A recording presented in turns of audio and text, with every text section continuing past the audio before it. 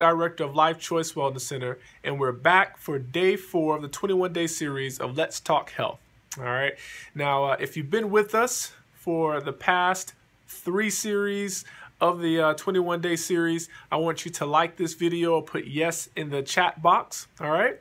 If not, I want you to go back, check out some of the other topics we've been talking about. I want you to keep tracking with us and staying abreast of what we're doing here. All right. So today's topic, to go along with day 3, is going to be one of the 2 most neglected thyroid blood markers that are most important in diagnosing thyroid conditions. Okay, and those 2 blood markers is your TPO, which is thyroid peroxidase antigen or antibody, and then the thyroid globulin antibody. Okay, now the significance is these 2 markers are going to tell us if you have an autoimmune attack on your thyroid, okay? And for your thyroid peroxidase, which is the TPO, up to 80 to 90% of thyroid or hypothyroid conditions are due to this autoimmune condition, okay? So hypothyroid, Hashimoto's hypothyroidism is becoming something that is much more prevalent, and knowing that you have an autoimmune condition is really, really important to your treatment, okay? Because if you are given some type of synthetic hormone to regulate your TSH, but your immune system isn't addressed, then you're kind of just like a dog chasing his tail, okay? And you never really get to the cause of why you're experiencing the symptomatology that you're experiencing. All right. So what causes autoimmune thyroid, Hashimoto's?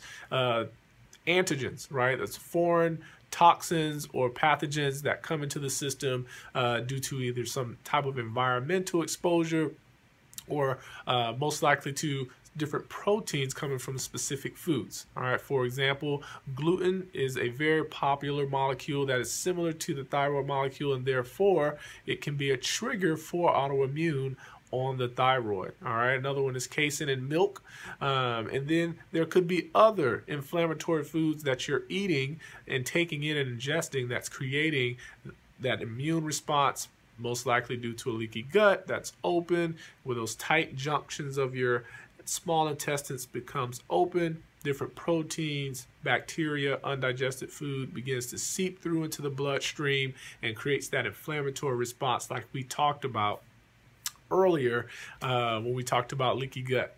Okay, so it is very, very, very important if you have been diagnosed with hypothyroidism that you make sure that you're checked to see if you have an autoimmune condition, right? Because most times people think of hypothyroidism as someone who is overweight or obese and their metabolism has slowed down to a low functioning thyroid. And that can be the case due to whatever reason, but many of these hypothyroid patients are also skinny, all right?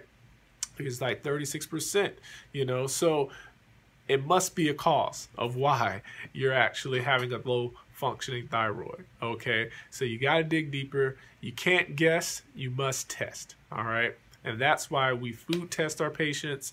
We test for these antibodies, and we make sure that we rule out autoimmune while we're addressing, the immune system by checking the different foods, deficiencies, and sensitivities that your body may have.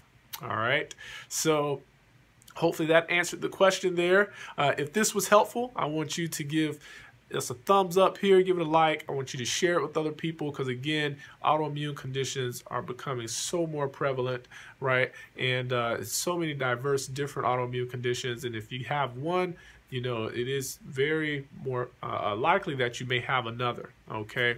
And so getting that immune response dampened down is going to be very important for your healing process. All right. So Dr. Dawson's out. End of day 4 here. We're still trekking along. And remember to choose well.